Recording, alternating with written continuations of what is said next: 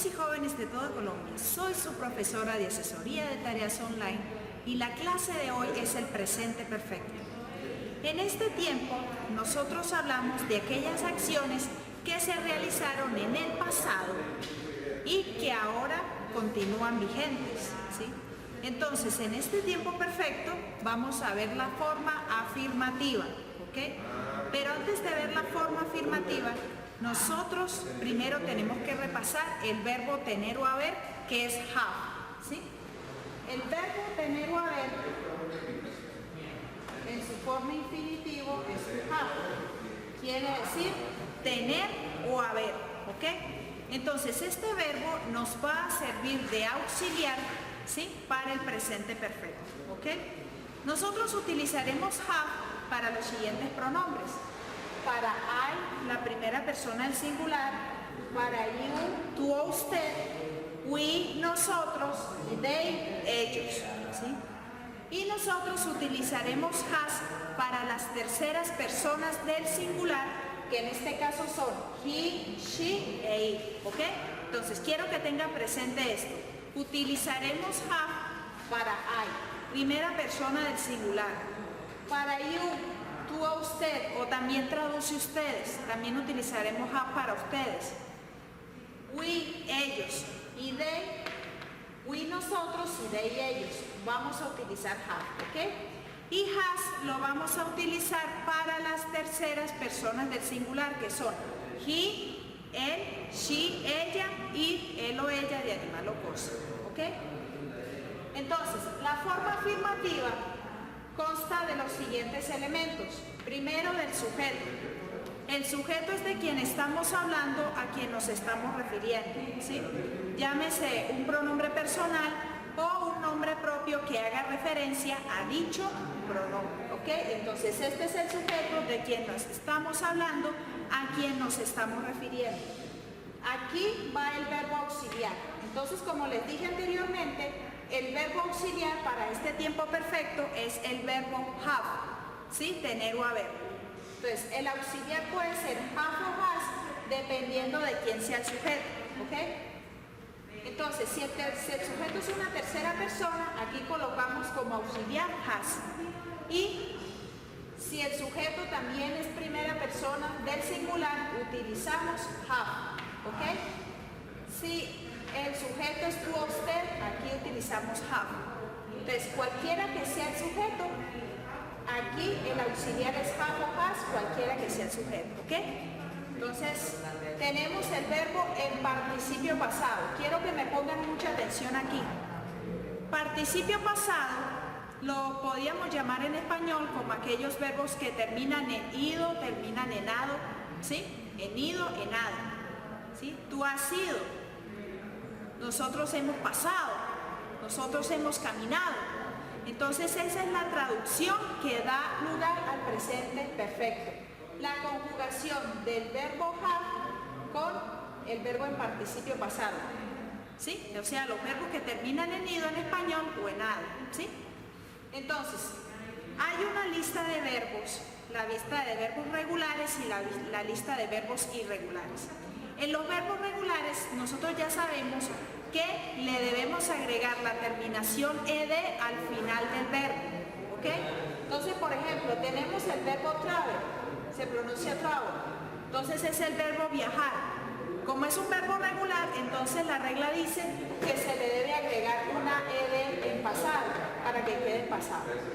Entonces, cada una de estas listas de verbos, tanto los regulares como los irregulares, entonces tienen tres columnas. La columna del verbo cuando va en su forma simple, ¿sí? Por ejemplo, el verbo travel, el verbo viajar, es su forma simple como se escribe. Entonces, la segunda columna corresponde al pasado de los verbos. Entonces, como yo les dije, como es un verbo regular, le debemos agregar ed a lo último. Y la tercera columna con la cual vamos a trabajar en estos momentos es la tercera, que es el verbo participio pasado, ¿ok? Entonces, como es verbo regular, el verbo que está en pasado es igual al que está en participio pasado. Se le debe agregar ed al final, ¿ok? Entonces, para los verbos irregulares la cosa cambia. Porque en la primera columna ya, por ejemplo, el verbo go, que es el verbo ir, así se escribe, go se pronuncia go. El pasado se escribe diferente a como se escribe en su forma normal. Entonces el pasado del verbo go es went, aquí como está. Y la tercera columna, que es la columna del participio pasado, se escribe diferente al pasado de ese verbo. Entonces se escribe go, ¿sí? Así como está. Entonces los verbos irregulares, la forma pasada se escribe diferente a su forma en participio pasado. Entonces, ¿qué les recomiendo yo? Ustedes tienen que aprender la lista de verbos irregulares, ¿sí? Dado por la variación en la primera, en la segunda y en la tercera columna. Ustedes se ponen como meta, voy a aprenderme hoy 5 verbos en las 3 columnas, de su forma simple, en su forma en pasado y en su forma en participio pasado, ¿sí? Entonces, y todos los días se van poniendo esa meta hasta que puedan aprendérselos todos. Y para los verbos regulares es sencillo, es solamente agregarle ed a lo último. En los verbos regulares, la forma pasada es igual a la forma del participio pasado, agregándole ed a lo último. Y las reglas para agregarle ed, si termina en y precedida de consonante, si termina en y precedida de vocal, ¿sí? Si termina en una sola sílaba debe duplicarse la consonante. Entonces eso es lo que ustedes tienen que tener en cuenta, ¿sí? Miren chicos, acá vamos por último el complemento o el resto de la oración, ¿sí? Entonces tenemos acá primero el sujeto de quien estamos hablando, a quien estamos refiriendo. Ellos han estudiado francés. En el presente perfecto me indica acciones que tienen lugar en el pasado y que todavía sigue siendo vigente en el presente, ¿sí? Entonces tenemos el sujeto, que en este caso es de ellos, ¿sí? El auxiliar have. ¿Por qué vamos a utilizar el auxiliar have? Porque para ellos, recuerden, vamos a utilizar have. El verbo va en participio pasado. El verbo, en este caso el verbo estudiar. El verbo estudiar es el verbo study, ¿sí? Termina en y precedida de consonante. Es un verbo regular. Entonces a los verbos regulares le agregamos ed. Pero aquí miramos que la terminación es una y precedida de consonante. Entonces, ¿qué hacemos en este caso? Cambiamos la y por i latina y agregamos ed, ¿cierto? Entonces esta es la terminación de este verbo. Cambiamos la y por i latina y agregamos ed, ¿ok? Y la traducción es la siguiente: ellos han estudiado francés. Ellos han estudiado francés, ¿ok? Entonces la traducción han estudiado, la terminación del participio pasado. Segundo ejemplo, yo he trabajado aquí durante 3 años, ¿sí? Entonces sujeto, primera persona del singular, que en este caso es I, yo. Entonces, para la primera persona del singular, I, nosotros utilizamos have. Este es el auxiliar que nosotros vamos a colocar acá. Trabajado, el verbo trabajar es work. Como es un verbo regular, entonces ya sabemos que su forma pasada es igual a su forma de participio pasado. Entonces, solamente agregar ed al final, ¿sí? Yo he trabajado aquí durante 3 años, ¿sí? Entonces, la tercera oración. Ellos han vivido aquí desde 1977. Entonces, tenemos el sujeto, que en este caso es ellos, ¿verdad? El auxiliar es have. Para ellos se utiliza have. El verbo va en participio pasado. El verbo vivir, el verbo live, también es un verbo regular. Entonces, está en su participio pasado. Y el complemento. Ellos han vivido aquí desde 1977. Entonces, fíjense ustedes en la traducción. Han vivido. Entonces, ese han es el auxiliar del verbo tener o haber have, ¿sí? Vivido, la terminación en ido, participio pasado. ¿Ok? Tenemos, bueno, entonces aquí nosotros ya conocemos la forma del presente perfecto en su forma afirmativa. Primero va el sujeto, después va el auxiliar have o has, dependiendo de quién sea el sujeto, el verbo en participio pasado y el complemento. Ahora vamos a ver unas expresiones de tiempo que se utilizan en el presente perfecto, ¿sí? Y que dan otra traducción. Entonces, quiero que pongan mucha atención. Las expresiones que vamos a ver son la palabra for, la palabra since, la palabra ever, la palabra never, la palabra just, already y yet, ¿ok? Entonces, cuando nosotros utilizamos for, la palabra for indica durante, ¿sí? Me indica un lapso de tiempo, ¿sí? Entonces, la palabra for, que es durante, es una respuesta a la pregunta ¿cuánto tiempo? ¿Sí? Por ejemplo, tenemos cuánto tiempo ella ha vivido, ¿sí? Entonces más adelante vamos a ver la fórmula interrogativa del presente perfecto, pero aquí les estoy dando un ejemplo de una pregunta, ¿sí? De cuánto tiempo ella ha vivido, ¿sí? Entonces, a la respuesta ¿cuánto tiempo? Es la palabra durante. How long has she lived? ¿De cuánto tiempo ha vivido ella? Entonces, ella ha vivido aquí durante 10 años. Ella ha vivido aquí durante 10 años. She has lived here for 10 years. Ella ha vivido aquí durante 10 años. ¿Sí? Entonces, la palabra for siempre me indica durante. Me indica un lapso de tiempo. ¿Ok? La palabra since me indica en qué momento comenzó ese episodio en el pasado. Entonces tenemos she have lived here since 2022. ¿Sí? Entonces, ¿por qué lo leo así 2002 y no lo leo 202? Entonces las fechas se leen una mitad y después la otra. 20 y después 2. Ok, 2002.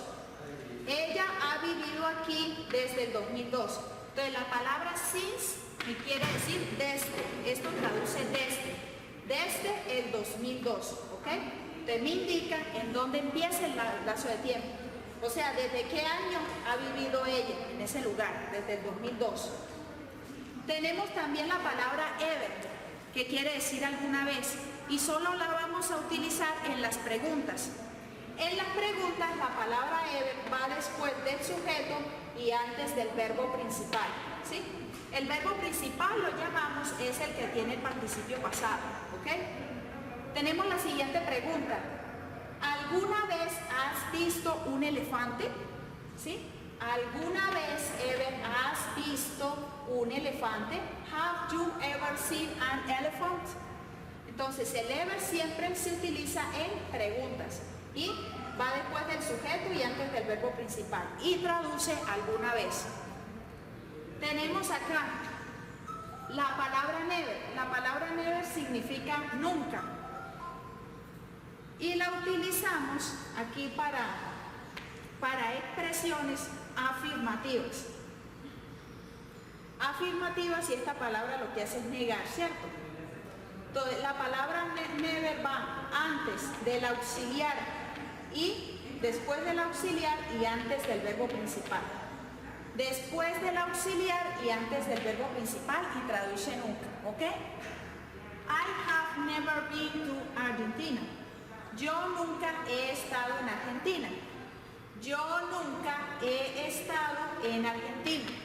Después del auxiliar y antes del verbo principal, ¿ok? Tenemos la palabra just, que just traduce acabar de, ¿sí?